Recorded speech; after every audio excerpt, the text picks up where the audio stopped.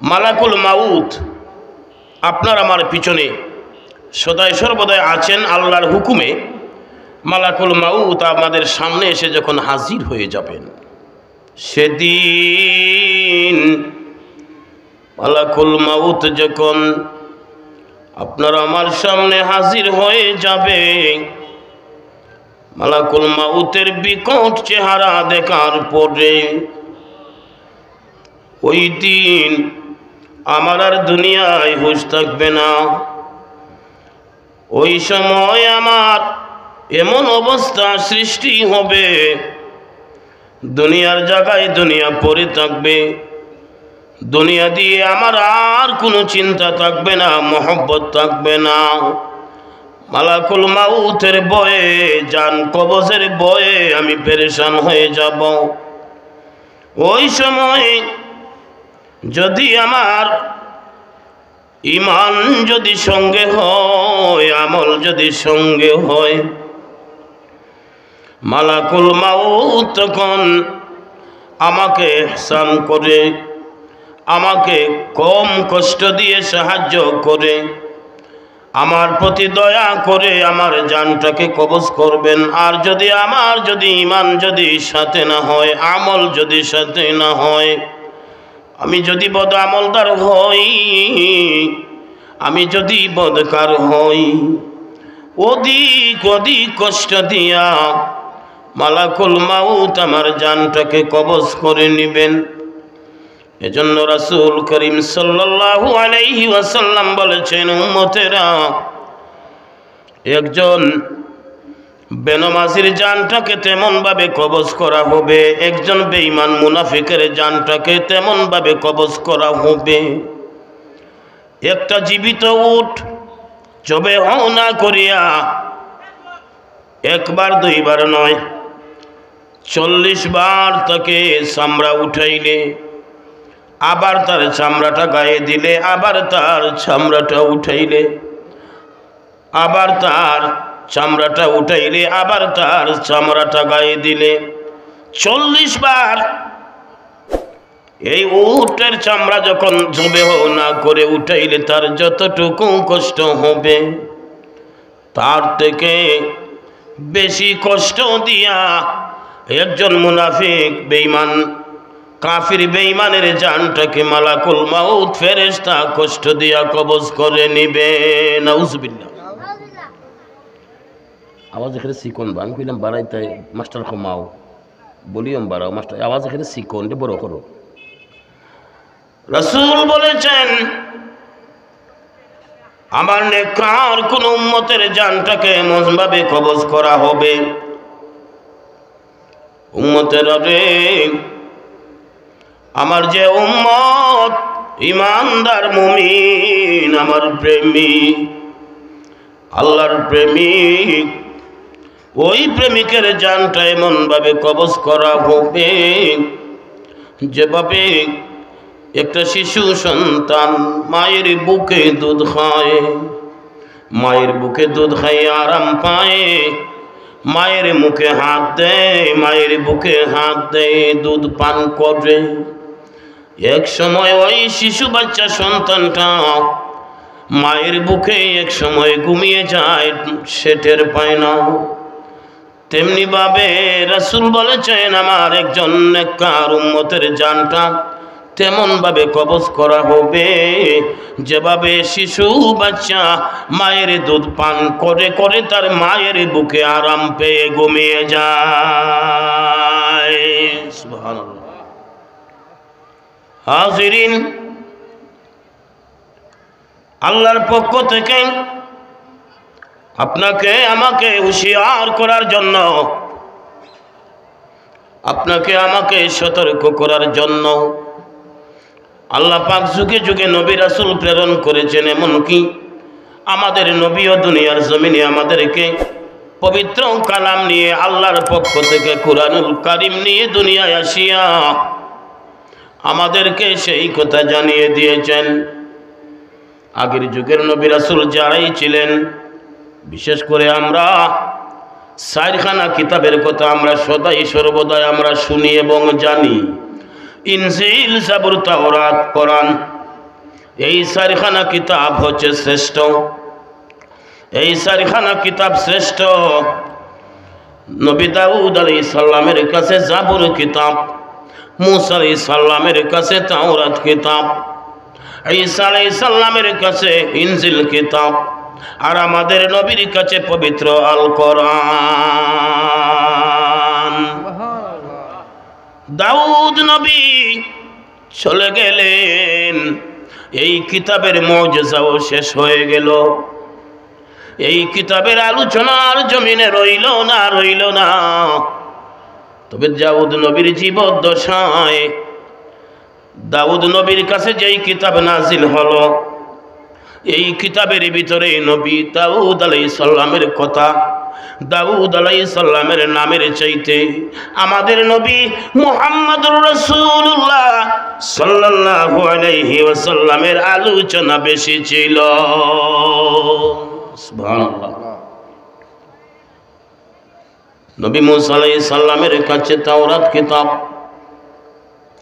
এই তাওরাত কিতাবের ভিতরে নবী মূসা আলাইহিস সালামের নাম প্রশংসা যত জায়গায় ছিল, তার থেকে আমাদের নবী মুহাম্মদুর রাসূলুল্লাহ সাল্লাল্লাহু আলাইহি ওয়াসাল্লামের আলোচনা তাওরাত কিতাবে বেশি ছিল। নবী ঈসা আলাইহিস সালামের কাছে ইনজিল কিতাব, সেই কিতাবের ভিতরে নবী ঈসা আলাইহিস সালামের নাম, ঈসা আলাইহিস সালামের প্রশংসা যতবার ছিল, তার থেকে অনেক অনেক অনেক গুণ বেশি আমাদের নবীর প্রশংসা আলোচনা ছিল।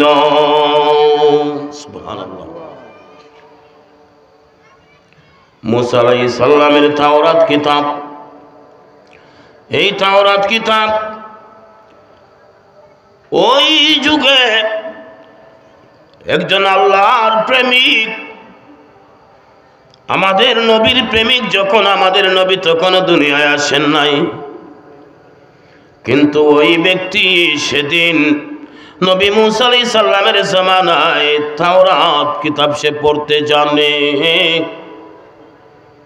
দুনিয়ার সমস্ত মানুষ গভীর রাত্রিতে ঘুমিয়ে যায়। রাত যত গভীর হয় মানুষের চোখে তখন ঘুম এসে যায়, কিন্তু ওই গভীর সময়ে মূসা আলাইহিস সালামের একজন উম্মত রাতের অন্ধকারে ঘুমায় না। তাওরাত কিতাব তিনি পড়েন আর চোখের পানি ফেলে ফেলে আল্লাহর কাছে তিনি কাঁদেন আর বলেন, ও মাবুদ, ওগো আমার আল্লাহ, আমাদের নবীর কাছে তাওরাত কিতাবে তুমি পাঠিয়েছ গো, কিন্তু এই তাওরাত কিতাবের মধ্যে আখিরি জামানার নবীর প্রশংসা, আখিরি জামানার নবীর কথা, আখিরি জামানার নবীর মর্যাদা এমন ভাবে শুনিয়েছ, লিখেছ, দিয়েছ গো আল্লাহ, যদি আমার জীবদ্দশায় আখিরি জামানার নবীর সাক্ষাৎ যদি আমি পাইতাম, আল্লাহ আমি হয়তো সর্বপ্রথম আমি আল্লাহর রাসূল, আপনার রাসূলের আখিরি জামানার নবীর কদম মুবারকে হাত রেখে আমি গুনাহগার, হয়তো আমি সেদিন মুসলমান হয়ে যাইতাম। এভাবে করে মুসা নবীর উম্মত, এভাবে করে মুসা নবীর উম্মত আল্লাহর কাছে গভীর রাত্রিতে কাঁদেন আর চোখের পানি পেলেন।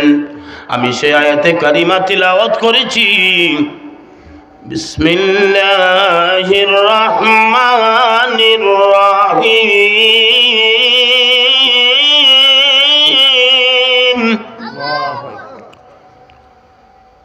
فليضحكوا قليلا وليبكوا كثيرا।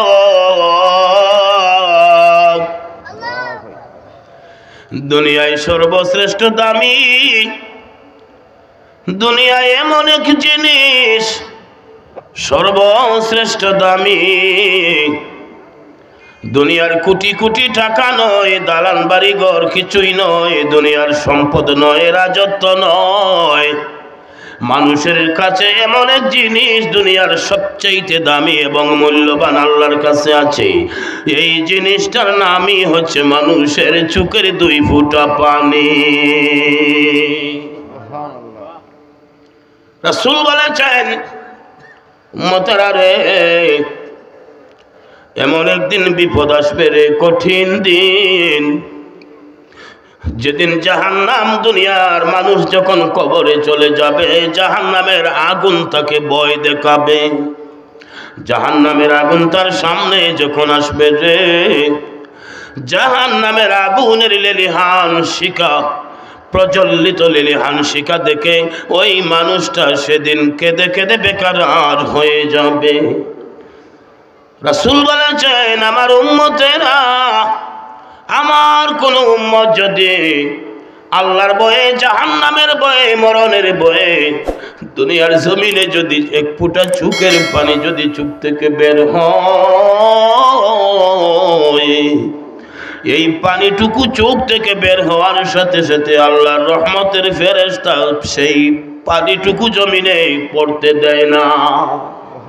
এই পানিটুকু আল্লাহর রহমতের ফেরেশতারা চোখ থেকে বের হয়ে পড়ে, রহমতের ফেরেশতারা পানিটুকু তাদের হাতে নিয়ে একটা জান্নাতি কৌটার মধ্যে ভরে রাখেন।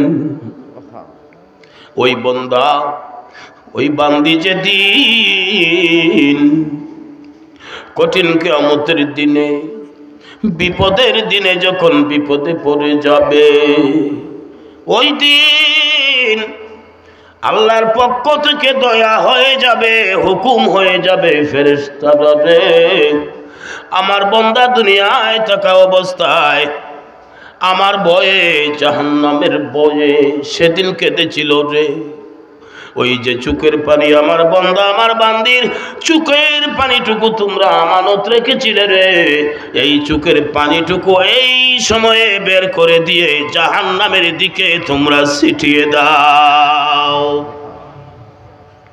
রাসূল বলেছেন, বান্দার চোখের পানি সেদিন দুনিয়ার আগুন, দুনিয়ার আগুনকে গ্যাস দিয়ে, গ্যাসের আগুন, দুনিয়ার স্বাভাবিক আগুন, দুনিয়ার গ্যাস মেডিসিন দিয়ে, পানি দিয়ে নিবানো যায়, কিন্তু জাহান্নামের আগুন, জাহান্নামের আগুন নিবানোর মতো কোনো রাস্তা নাই। একমাত্র বান্দার চোখের পানি দিয়ে জাহান্নামের আগুন সেদিন নিবানো যাবে।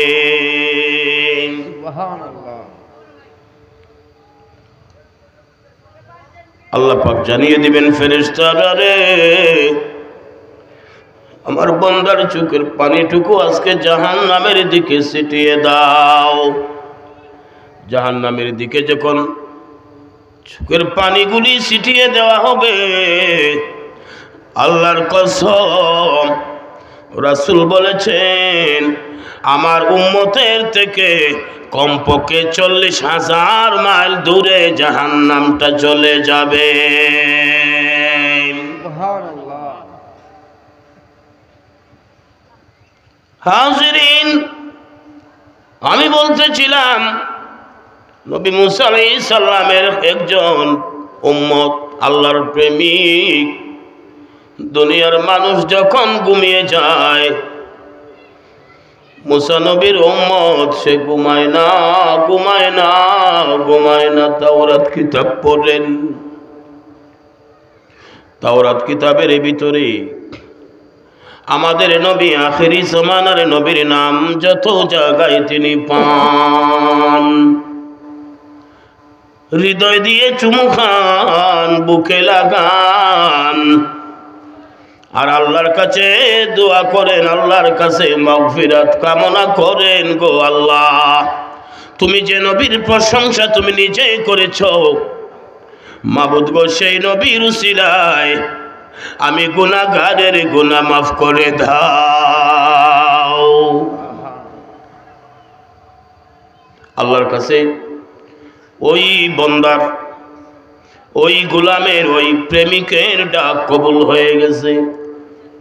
ওই ব্যক্তি তাওরাত কিতাবের ভিতরে আমাদের নবীর নাম পাওয়ার পরে ওই নামের মধ্যে তিনি চুমু খায়, বুকে লাগায়, শান্তি অনুভব করে।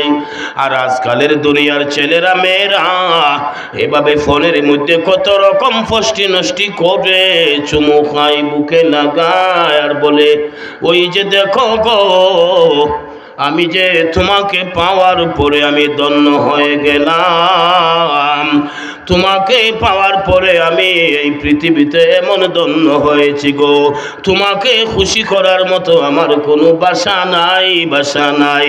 হৃদয় দিয়ে তোমার নামের উপরে অথবা তোমার মুখের উপরে আমি একটা চুমু দিলাম। নাউযুবিল্লাহি মিন যালিক।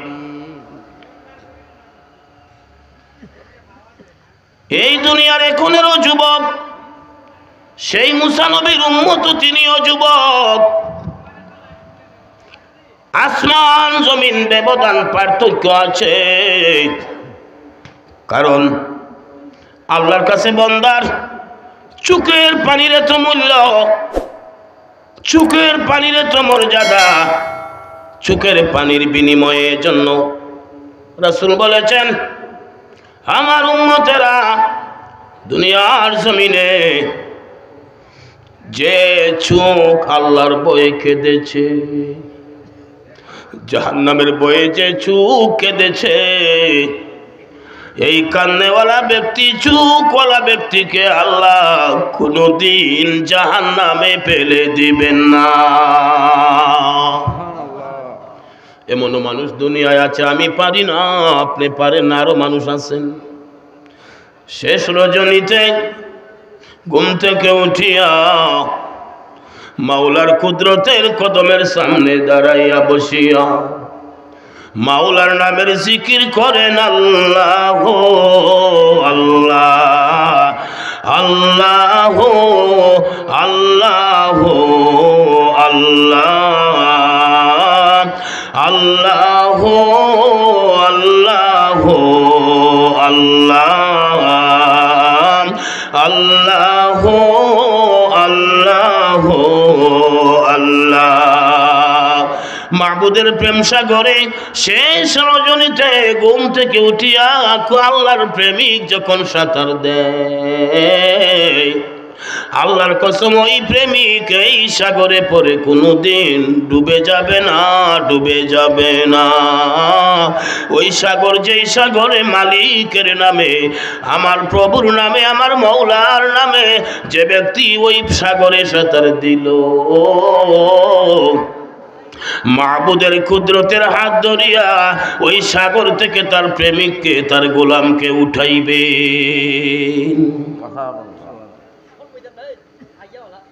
নবী মুসা আলাইহিস সালামের উম্মত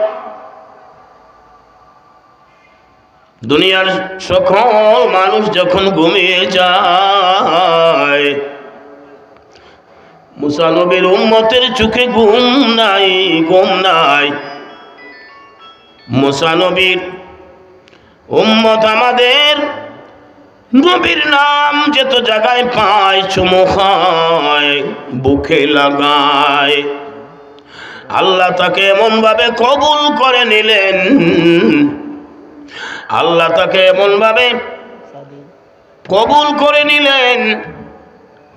আল্লাহ পাক তাকে ইলহাম দিয়া, শব্দ দিয়া জানাইলেন, হে আমার গোলাম, তুমি যে আমার বন্ধুর নামটাকে এত মর্যাদা দিয়েছ, এত সম্মান দিয়েছ, আমার বন্ধুর উসিলায় তোমাকে আমার খাঁটি প্রেমিক ওলি হিসাবে কবুল করে নিলাম। আল্লাহর গোলাম এই শব্দ শোনার পরে, আল্লাহর পক্ষ থেকে এই শব্দ শোনার পরে আল্লাহর প্রতি তার ভালোবাসা, মহব্বত, সম্মান আরো বেড়ে গেল। আল্লাহর গোলাম জীবনভর প্রতি রাতে দুনিয়ার মানুষ ঘুমায়, সে ঘুমায় না, ঘুমায় না। আল্লাহর রাসূলের প্রশংসা পাওয়ার সাথে সাথে ওই নামটাকে বুকে লাগাইয়া হৃদয়ের গভীর থেকে চুমু দেয়, চুমু খায়। এজন্য আল্লাহ বলেছেন, হে দুনিয়ার মানুষ,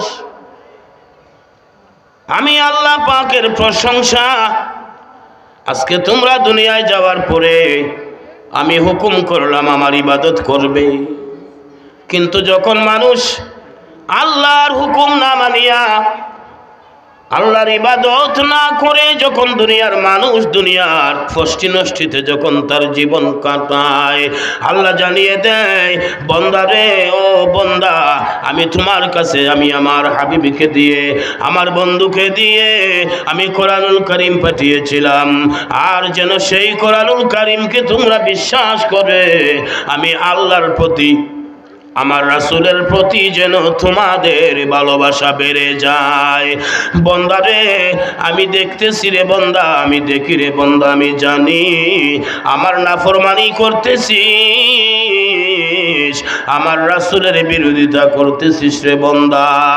ও বান্দা, তোমরা তো জানো না আমি আল্লাহ পাকের প্রশংসা যদি দুনিয়ার তোমরা যদি কেউ না করো রে, আমার বন্ধু মুহাম্মদুর রাসূলুল্লাহ সাল্লাল্লাহু আলাইহি ওয়াসাল্লাম আমার প্রশংসা করার জন্যই যথেষ্ট। আল্লাহ রাসূলের প্রশংসা যদি দুনিয়ার কোনো মানুষ যদি না করে,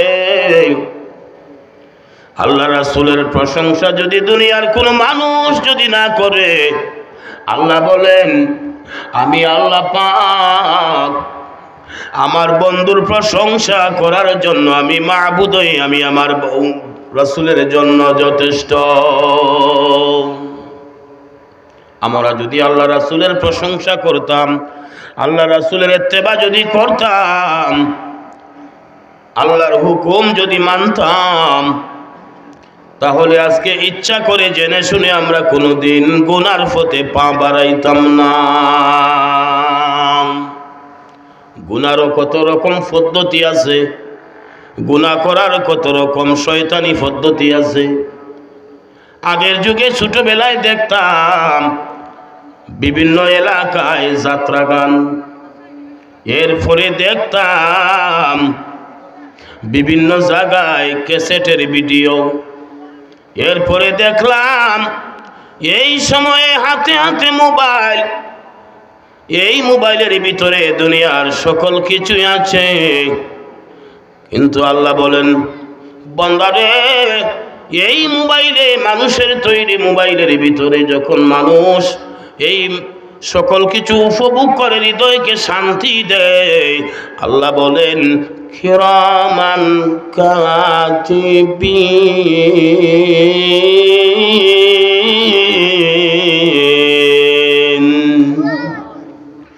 ইয়ালামুনা মা তাফআলুন।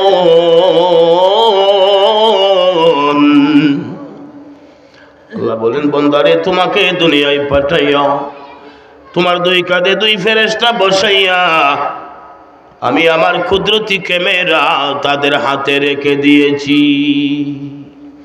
ও বান্দা, আমার ফেরেশতারা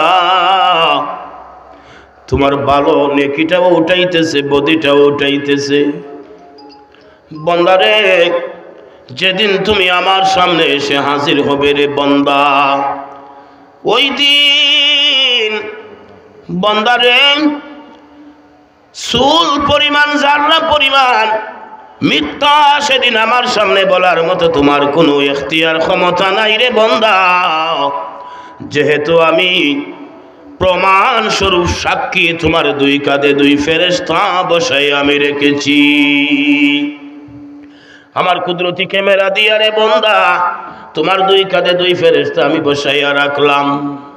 তুমি কোন দিন কোন অবস্থায় কি করেছ, কোথায় তুমি সময় কেটেছ, তুমি কার ক্ষতি করেছ, কার হকের উপর আঘাত দিয়েছ, তুমি কার সাথে বেয়াদবি করেছ, তুমি কার সাথে মন্দ আচরণ করেছ, কার মনে দুঃখ দিয়েছ, সকল কিছুই আমার ফেরেশতা ডায়েরি আকারে লিপিবদ্ধ করে রেখেছে। একদিন আপনার আমার মৃত্যুর পরে ফেরেশতারা বলবে, আমরা জানি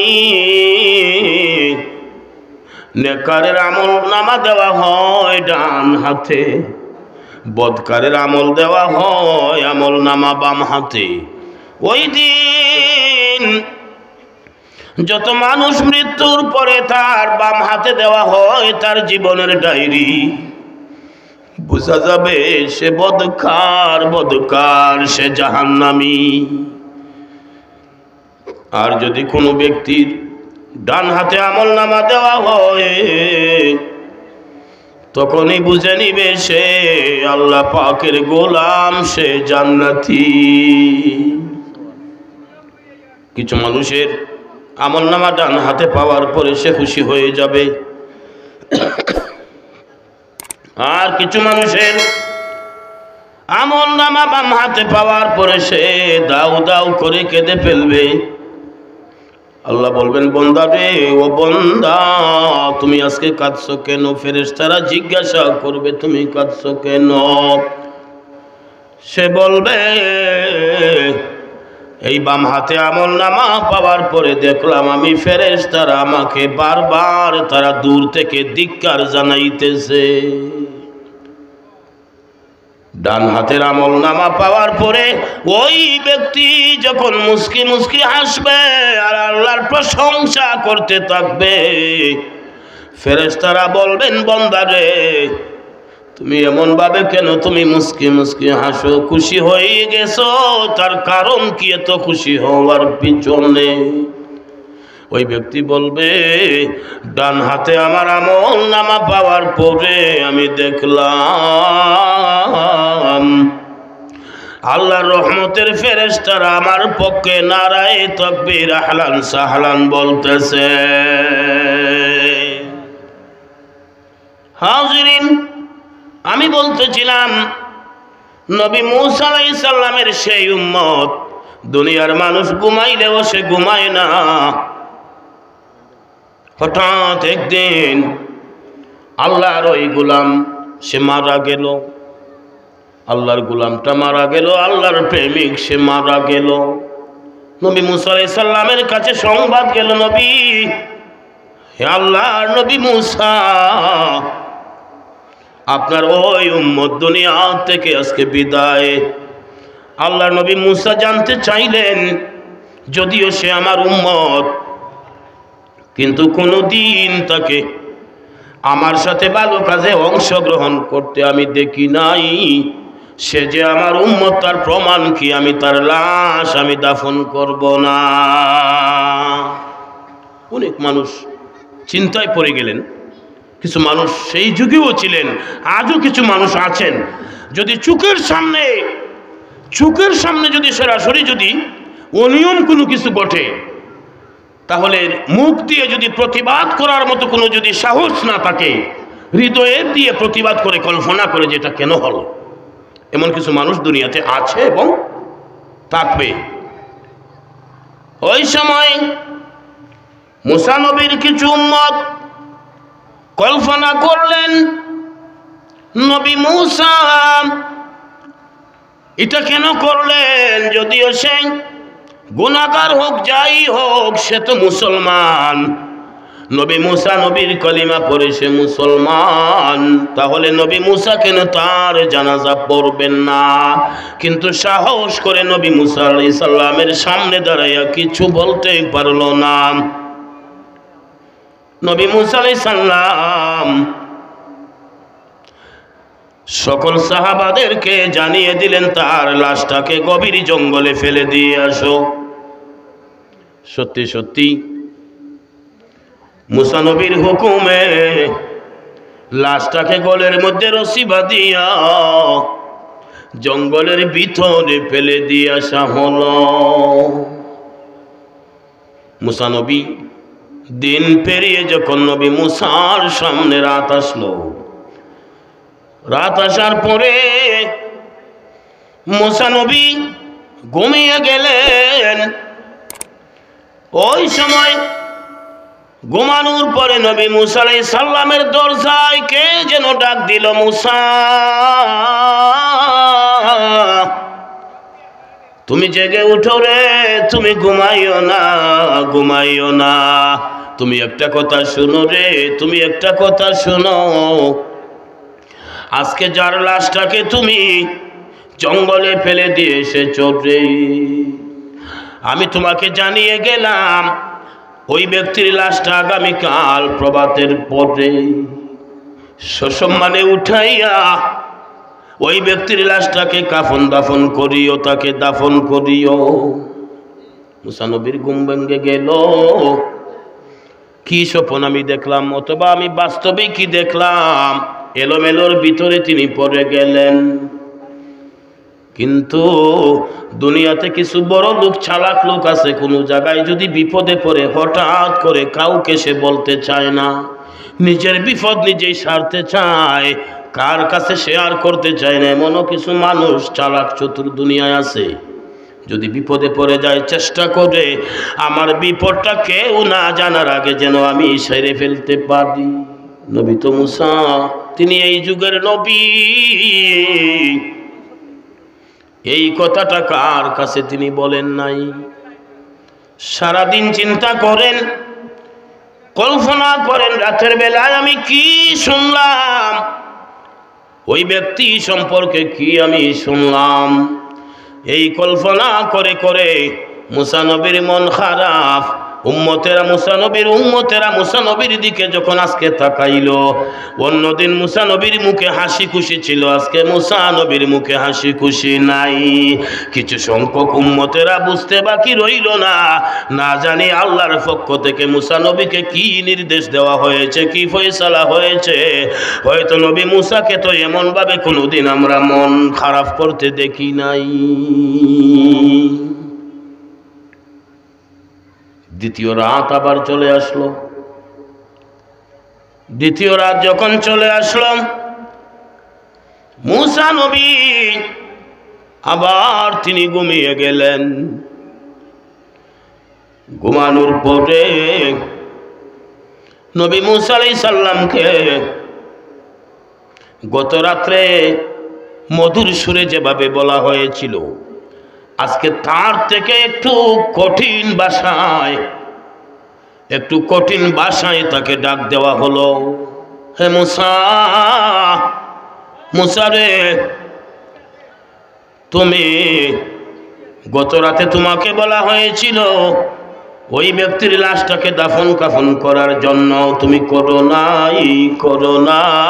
মুসা রে, আগামী আবার তোমাকে আজকে জানানো হলো, আগামীকাল ওই ব্যক্তির লাশটাকে তুলিয়া নিয়া সসম্মানে তাকে তুমি দাফন করিও।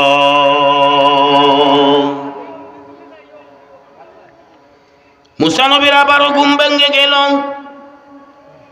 চিন্তায় পড়ে গেলেন, গভীর চিন্তায় পড়ে গেলেন। এক রাত, দ্বিতীয় রাত তিনি একই কথা তিনি শুনলেন।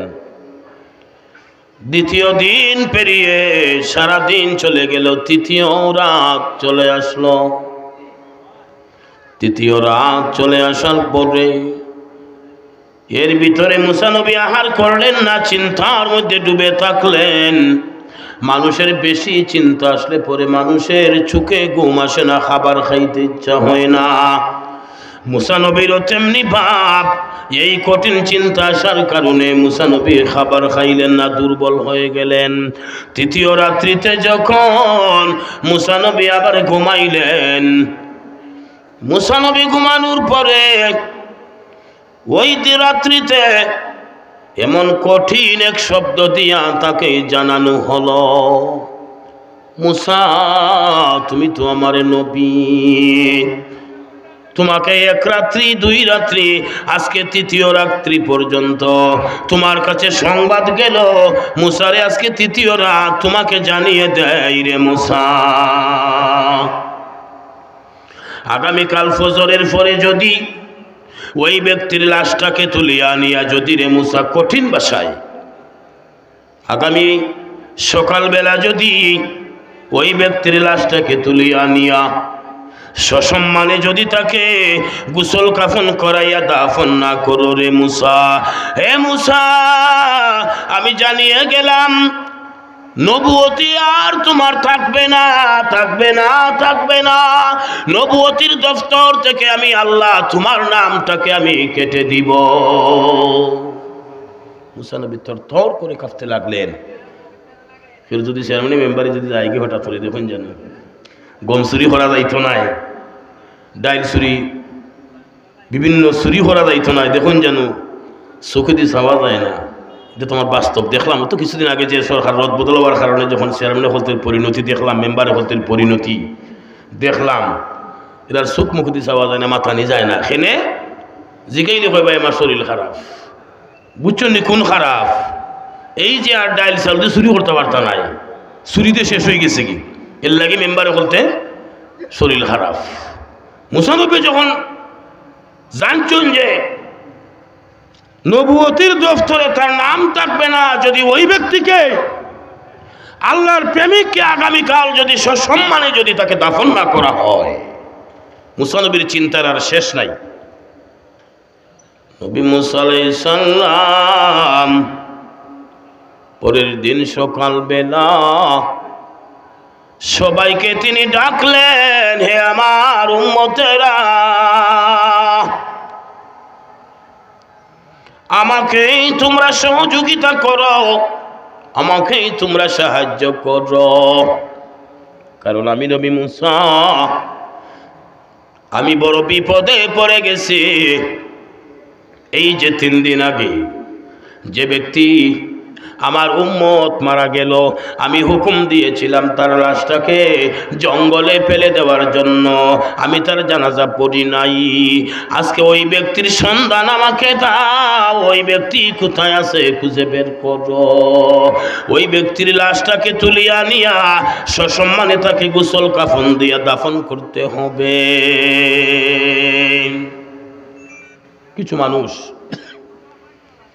মনে মনে কল্পনা করতে লাগলেন, আল্লাহর কুদরতের শান দুনিয়ার কোনো মানুষ সৃষ্টি বুঝে না। আল্লাহর কুদরতের প্রেম সাগরে এমন কিছু মধু আছে, যেই মধুর খবর যে আহার করেছে সে সারা দুনিয়ার আর কেউ জানে না, জানে না, জানে না।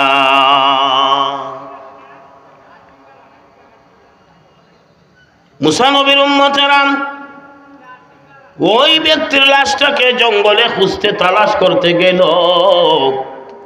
গিয়া দেখলো লাশটা ফসি গেছে। 3 দিন হয়ে গেছে তো লাশটা ফুলি গেছে মোটামুটি। অনেকে কল্পনা করলো, না আমরা এই লাশ ধরতাম নাই, কারণ 3 দিন হয়ে গেছে লাশ। আমরা প্রথম দিন ওই সময় বলছিলাম লাশ দাফনের জন্য, আর আজকে 3 দিন পরে আবার তাই নিয়ে হুকুম দেন যে লাশটা তুলিয়া নিয়ে দাফন করার লাগে। বিষয়টা না আমরা এই লাশ ধরতাম না। কিছু এই যুগেও কিছু সত্যবাদী মানুষ আসুন না, আমি জিকাইলি মুসা নবীরে, না জিকাইছেন একজনে।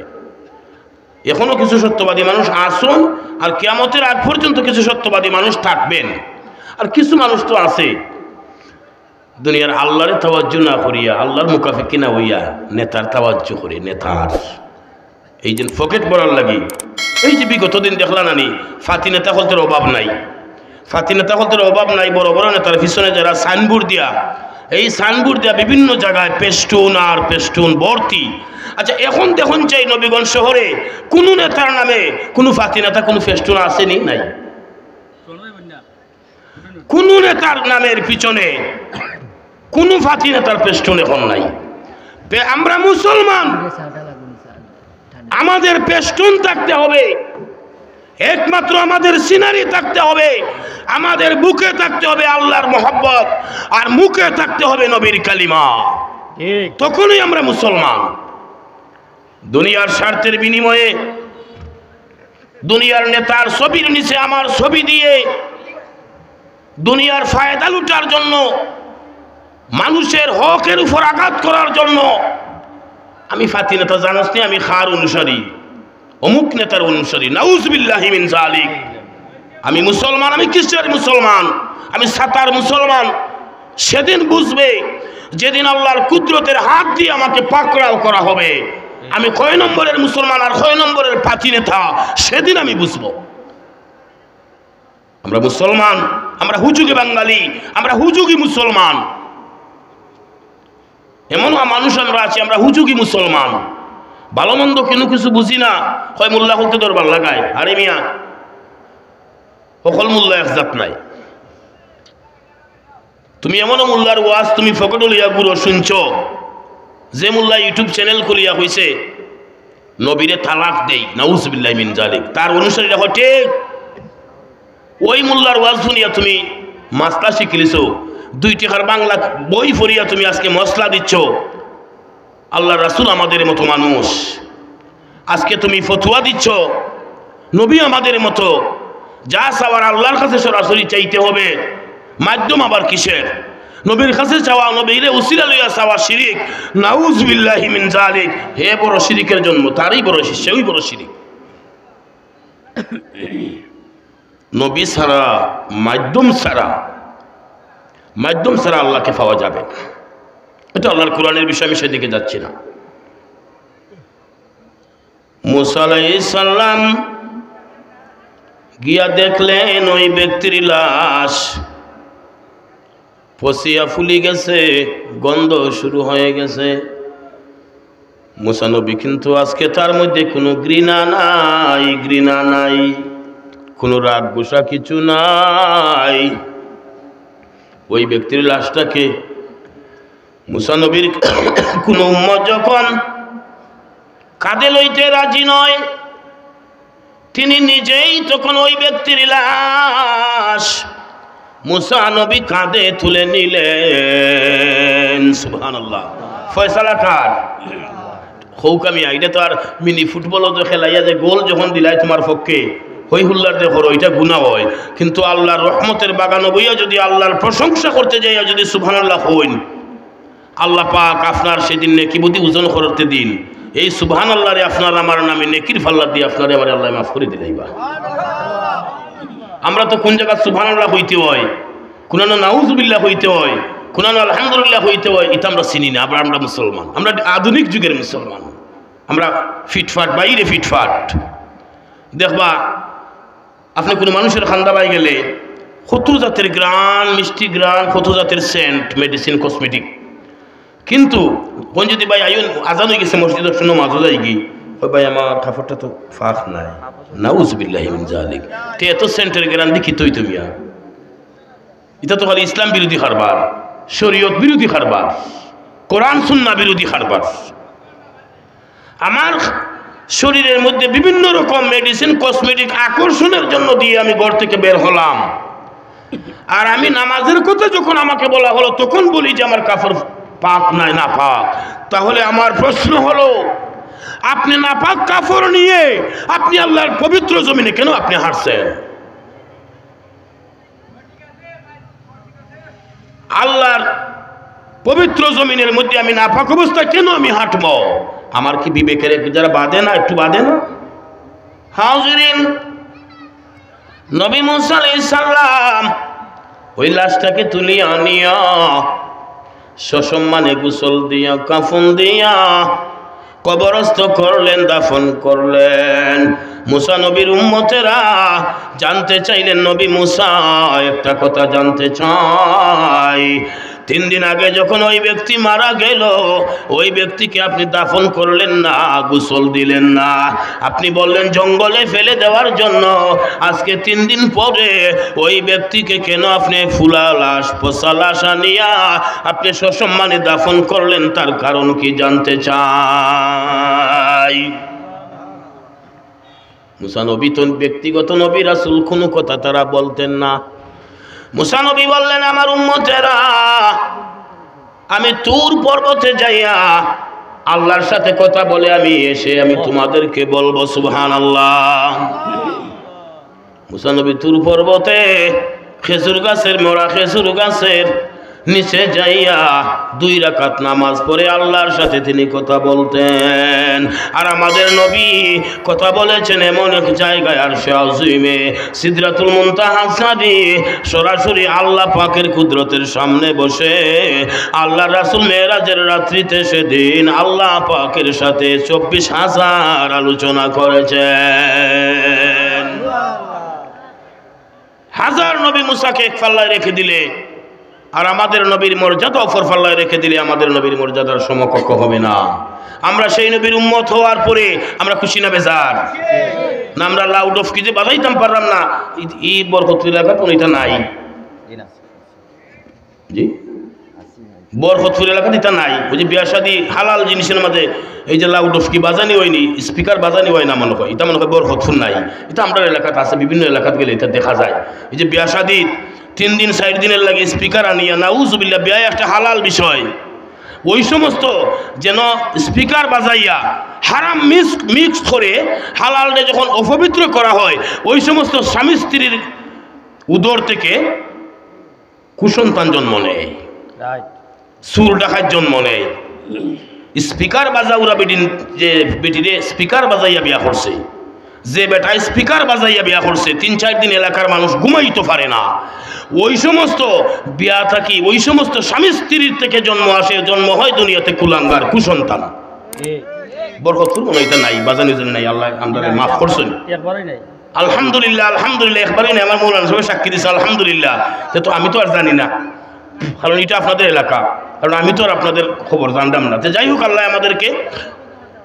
আল্লাহ আমাদেরকে হেফাজত করছেন, হেফাজত কর্তা। আল্লাহর কাছে আমরা সাহায্য চাই। হালালের সাথে যখন আমরা হারামরে মিক্স করিলাই, তখনই আমাদের বিপদ আসে, তখনই আমাদের উপর গজব আসে। আমরা নামদারি মুসলমান, আর মুসলমান হওয়ার পরে আমাদের বুকে যদি নবীর মহব্বত থাকতো, নবীর ভালোবাসা থাকতো, নবীর অনুসরণ থাকতো, আল্লাহর কসম নবীজির উসিলায় সাহাবাদেরকে যেভাবে আল্লাহ পাক সাহায্য করেছেন, আমাদেরকেও আজকে সাহায্য করতেন, এটা আল্লাহ পাকের ঘোষণা ছিল। কিন্তু আমরা নামদারি উম্মত, আল্লাহ রাসূলের নামদারি উম্মত। খাজের বেলায় আমরা নাই, খাজের বেলায় আমরা নাই। এই যে আপনারা ওখানে যারা বসা আছেন তার থেকে 1000 গুণ বেশি গিয়ে দেখেন দোকানো মানুষ, তাও গিয়া দেখুন শুধু বেটাই নাই, লেডিজও আছে। শুধু বেটাই নাই, পুরুষ নাই, বেটিনও আছে। আপনি যতই নিষেধ করেন, আপনি যতই নিষেধ করেন, আপনি তো আমার মতো একজন। আর আমি আপনার কথা কয়জনে শুনে, আর আমার কথা কয়জনে শুনে? এটা গণতন্ত্র দেশ। শুনতো যদি, তাহলে এই বেটি যে মহিলার কথা ছিল তার স্বামীকে সাজগুজ করে দেখানোর কথা, এই মহিলা নবীগঞ্জ শহরে যায় তার প্রেমিককে দেখানোর জন্য সাজগুজ করে আতর সেন্ট মারিয়া ও বেটারে দেখাইবার লাগি দামি মোবাইলে তলিয়ে নবীগঞ্জ যায়। আপনি যখন মিয়া যে নিষেধ করছেন, আপনার নিষেধ যদি মানতো, আজকে বরকতপুর মসজিদের সামনে আপনি দাঁড়িয়ে দেখবেন দিনের বেলায় কয়টা মেয়ে কোন প্রয়োজনে যায় না বিনা প্রয়োজনে নবীগঞ্জ শহরে যায়। ওই এলাকা থেকে শুধু বরকতপুরের নয়, ওই সাইডে যে রাস্তা আছে, রাস্তা প্রতিটা রাস্তায়, শহরের প্রতিটা রাস্তার মূলে আপনি যদি বিষয়টা যদি সঠিকভাবে উপলব্ধি করতে চান, শহরের চতুর্দিকের রাস্তার মোড়ে আপনি দাঁড়িয়ে থাকবেন, কত বেশি নাই, আধা ঘন্টা সময় দাঁড়িয়ে দেখবেন গাড়ির মধ্যে, মিশুকের মধ্যে, টমটমের মধ্যে, প্রতিটা গাড়ির মধ্যে পুরুষের থেকে মহিলার সংখ্যা, মেয়েদের সংখ্যা বিশেষ করে বেশি। আপনি খোঁজ নিয়ে দেখেন যে তার স্বামী বিদেশ থেকে টাকা পাঠাচ্ছে, আর এই মেয়েটা টাকা উঠাইয়া সাথে সাথে তার প্রেমিককে ফোন দিচ্ছে, তার সহপাঠীকে, তার মনের মানুষকে ফোন দিচ্ছে, আমি অমুক হোটেলে অবস্থান করব, অমুক হোটেলের সামনে। আপনি মুসলিমের সামনে আইসেন, গাজীর টেক তো এখন হলে সবাই বুঝে না, হয় যে ট্রাফিক মোড়। এখন তো আধুনিক যুগ, আগে আমরা শুনতাম গাজীর টেক, এখন হয় ট্রাফিক মোড়। এই ট্রাফিক মোড়ে মুসলিম সুইট মিটের সামনে আমাকে পাবেন। নাউজুবিল্লাহ নাউজুবিল্লাহ। এই মহিলাটার স্বামী মাথার গাম পায়ে দিয়ে টাকা রোজগার করে আজকে তার ফ্যামিলির জন্য পাঠিয়েছিল, আর এই টাকাটা কুলাঙ্গার মহিলা আজকে তার ও বেটারে লইয়া 1 টাকার জিনিস 3 টাকা দিকে নিয়ে খায় খরচা করে। এটা দুঃখের বিষয়। আমরা এলাকাতে এটা নাই। ও আগে বিশেষ করে ইসলামী ব্যাংক হইতা কিছু টেকা আইতো নামে মাত্র, ইসলামী ব্যাংক যদিও নামে মাত্র, এরা কিন্তু সুদখোর বেশি। যদিও ইসলামী ব্যাংক যদিও ইসলাম নাম শব্দ, এরা কিন্তু এরার বড় ডাকাইত। ইসলাম শব্দ আগে ব্যবহার করছে, এরা কিন্তু সবচেয়ে সকল ব্যাংকের চাইতে এরা ইসলামের নাম বিক্রি করে, এরা কিন্তু বড় সুদখোর। কিন্তু যদি ইসলামী ব্যাংকের কোনো কর্মকর্তা থাকেন অসুবিধা নাই, সত্য কথা বলতে তো আমার কোনো ভয় নাই।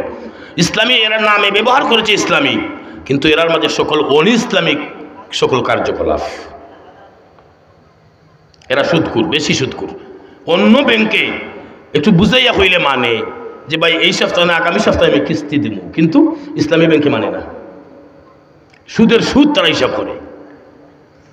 তো এই যে এটা ফর্দামার কারণ, ইসলাম নাম দেওয়ার পরে সবাই বলে ইসলামী ব্যাংক, এটা উপরের ফর্দা দিলেইছে। রোজা মাসও হয়, হোটেলের সামনে খাফল লটকাইয়া হয় মুসলমান ভাইদের জন্য পানাহার নিষেধ। আপনি ওই করে গিয়া দেখো শুধু মুসলমানের সন্তানে দিনের বেলায় খাইতেছে। তদ্রুপ আমরা ফর্দামার কা, আমরা বাহিরে ফিটফাট ভিতরে সতর্কাট। আমরা শুধু বাইরে ফিটফাট, আমরা মুসলমান, ভিতরে কিচ্ছু নাই, মুসলমানের তো কিচ্ছু নাই। নবী মুসা আলাইহিস সালাম 2 রাকাত নামাজ পড়ে আল্লাহর কাছে জানতে চাইলেন, আল্লাহ আজকে 1 রাত্রি 2 রাত্রি 3 রাত্রি, তৃতীয় রাত্রিতে আপনি যখন বললেন ওই ব্যক্তির লাশটাকে যদি দাফন না করি, সম্মানের সহিত যদি তাকে, মহব্বতের সহিত যদি তাকে আচরণ না করি, আমার নাম দফতর, নবীর দফতর থেকে কেটে দিবেন। মাবুদ গো, আমি তোমার গোলাম মুসা কালিমুল্লাহ, আমি জানতে চাই ওই ব্যক্তি কি এমন কাজ দুনিয়ায় করে গেছে গো, যেই কাজটাকে আপনি এত মহব্বত করেছেন, আপনি গ্রহণ করেছেন, ওই কাজের উসিলায় তার মর্যাদা কিভাবে তো বাড়াইলেন, আমি মুসা জানতে চাই। আল্লাহ বলে, মুসা তুমি তো আমার নবী, তুমি আমার বন্ধু, আমার রাসূল, তোমার কাছে আমি কিতাব নাযিল করছি, তাওরাত কিতাব। হে মুসা, মুসা রে, এই পৃথিবীর মধ্যে গুম নামক শব্দটা আমি দিয়েছি মানুষের জন্য, আমার সৃষ্টির জন্য নিয়ামত। আর ওই গুমকে হারাম করে আমার ওই গোলাম, দুনিয়ার মানুষ ঘুমায় রে, আমার ওই গোলাম কোনো দিন রাতের বেলায় ঘুমায় না। আমার ওই গোলাম তোমার তাওরাত কিতাব পড়ে আর চোখের পানি ফেলে কাঁদে, আমি তার চোখের পানিকে আমি আল্লাহ কবুল করে নিয়েছি রে মুসা। হে মুসা, আমি তার চোখের পানি আমি কবুল করে নিয়েছি রে মুসা। তুমি শুধু জানো না, আমার ওই গোলাম, আমার নবী আখিরি জামানার নবীর কথা তুমি তাওরাত কিতাবের, তোমার তাওরাত কিতাবে আমি যেখানে আলোচনা করেছি, আমার ওই গোলাম আখিরি জামানার নাম, আমার বন্ধুর প্রশংসা যত জায়গায়, আমার আখিরি জামানার বন্ধুর নাম পাওয়ার পরে রে, আমার গোলাম এমন মোহব্বতের সাগরে সাঁতার দেয়, সুখের পানি পেলে কাঁদে, আমার বন্ধুর নামের মধ্যে চুমু খায়, বুকে লাগায়।